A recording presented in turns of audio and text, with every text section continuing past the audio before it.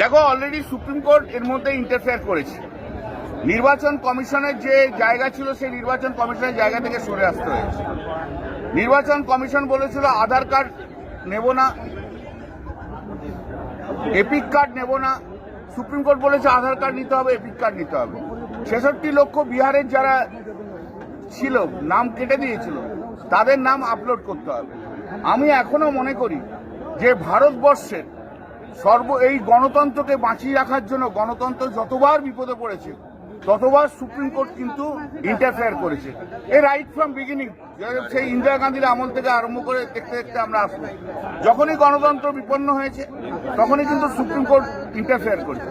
আমাদের দুর্ভাগ্য হচ্ছে যারাই সরকারে যায়, যারা ক্ষমতাবান হয়, তারা এত ক্ষমতা ধরে, ইনক্লুডিং ইলেকশন কমিশন আমি বলছি, যখন তাকে পাওয়ার দেওয়া হয়েছে, তারা ভারতবর্ষের আইনকে মানব না বলে, ভারতবর্ষের মানুষকে গ্রাহ্য করবো না বলে।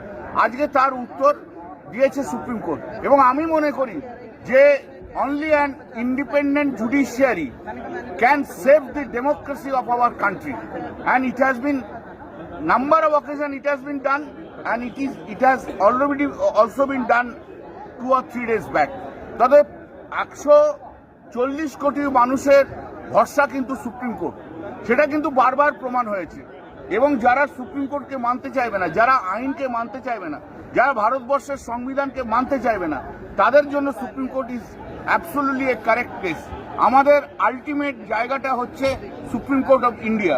আজকে তাই জন্য ভারতবর্ষের যারা সুপ্রিম কোর্ট জাজ আছে তাদেরকে অত্যন্ত ইন্ডিপেন্ডেন্ট থাকতে হবে। যেমন দেখিয়েছি আমরা, এই গত কয়েকদিন আগে দেখেছি, আমরা প্রত্যেকের কাছে আশা করবো সেই ইন্ডিপেন্ডেন্ট জুডিশিয়ারিটাকে মেনটেন করতে। এটা ভারতবর্ষের ট্র্যাডিশন। ঠিক আছে, এসআইআরটা করতে পারে কি না করতে পারে সেটা তো এখন কোর্টের আওতায় রয়েছে, কিন্তু বিজেপি যেটা আছে দেখতে হচ্ছে যে সেই বিজেপি তো বলেছিল না ইলেকশন কমিশন যা করছে তাই হচ্ছে। বিজেপির মুখে কেমন ঝামা ঘষা দিয়েছে সুপ্রিম কোর্ট, আধার কার্ডও নিতে হচ্ছে, এপিক কার্ডও নিতে হচ্ছে, অলরেডি দিয়ে দিয়েছে। তো এই যারা যারা মামলা করেছিলেন সুপ্রিম কোর্টে, শুধু সুপ্রিম কোর্টের সিনিয়র কাউন্সিল দিয়ে আর ঢং করে ঘুরে বেড়ালে তো হবে না।